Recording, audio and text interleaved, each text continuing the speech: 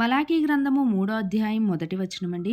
ఇదిగో నాకు ముందుగా మార్గం సిద్ధపరచుటకే నేను నా దూతను పంపుచున్నాను. మీరు వెతుకుచున్న ప్రభువు అనగా మీరు కోరు నిబంధన దూత తన ఆలయమునకు హఠాత్తుగా వచ్చును.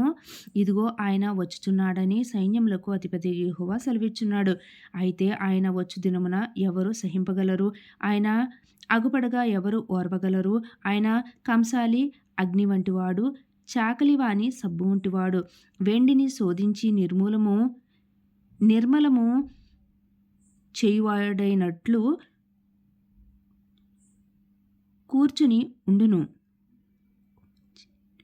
లేవీయులు నీతిని అనుసరించి యెహోవాకు నైవేద్యములు చేయనట్లు వెండి బంగారములో నిర్మూలము చేయ రీతిని ఆయన వారిని నిర్మూలము చేయును.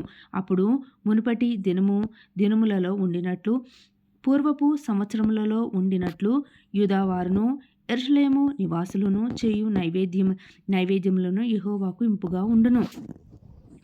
5వ వచనమండి. తీర్పు తీర్చుటకై నేను మీ యొద్దకు రాగా చిల్లంగి వాండ్ర మీదను వ్యభిచారుల మీదను అప్రమాణికుల మీదను నాకు భయపడక వారి కూలి విషయంలో కూలివారిని, విధవరాండ్రను, తండ్రి లేని వారిని బాధపెట్టి పరదేశులకు అన్యాయముగా చేయువారి మీదను దృఢంగా సాక్ష్యము పలుకుదునని సైన్యములకు అధిపతి యెహోవా సెలవిచ్చున్నాడు. 6వ వచనమండి. యెహోవానైన నేను మార్పులేని వాడను గనుక యాకోబు సంతతి వారైన మీరు లయము కాలేదు. మీ పితరుల నాట నుండి మీరు నా కట్టడలను గైకొనక వాటిని త్రోసివేసితిరి. అయితే మీరు నా తట్టు తిరిగిన ఎడల నేను మీ తట్టు తిరుగుదునని సైన్యములకు అధిపతి యెహోవా సెలవిచ్చున్నాడు.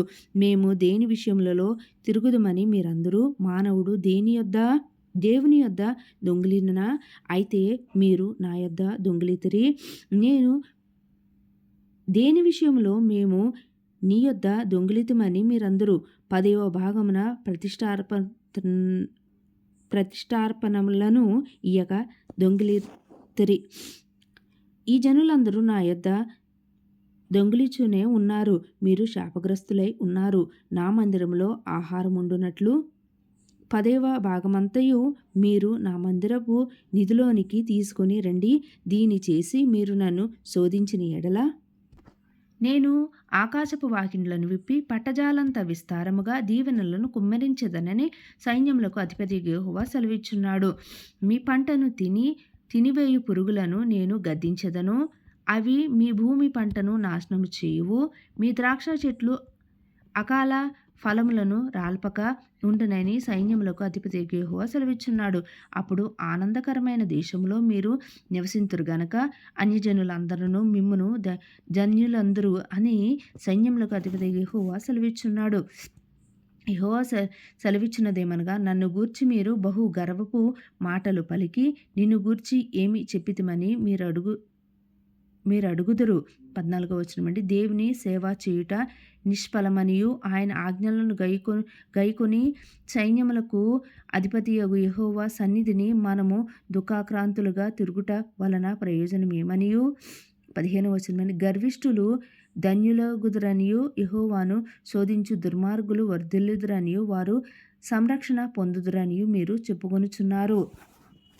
16వ వచనమండి. అప్పుడు యెహోవా యందు భయభక్తులు గల వారు ఒకరితో ఒకరు మాట్లాడుకొనుచుండగా యెహోవా చెవియొగ్గి ఆలకించెను. మరియు యెహోవా యందు భయభక్తులు కలిగి ఆయన నామమును స్మరించుచు ఉండు వారికి జ్ఞాపకార్థముగా ఒక గ్రంథము ఆయన సముఖమునందు వ్రాయబడెను.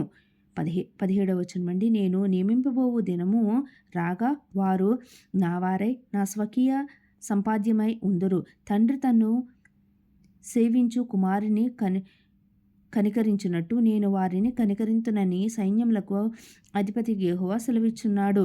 అప్పుడు నీతి గల వారెవరో, దుర్మార్గులు గల వారెవరో, దేవుని సేవించిన వారెవరో, ఆయన సేవించిన వారెవరో మీరు తిరిగి కనుగొందురు. నెక్స్ట్ అధ్యాయం 4వ అధ్యాయం అండి.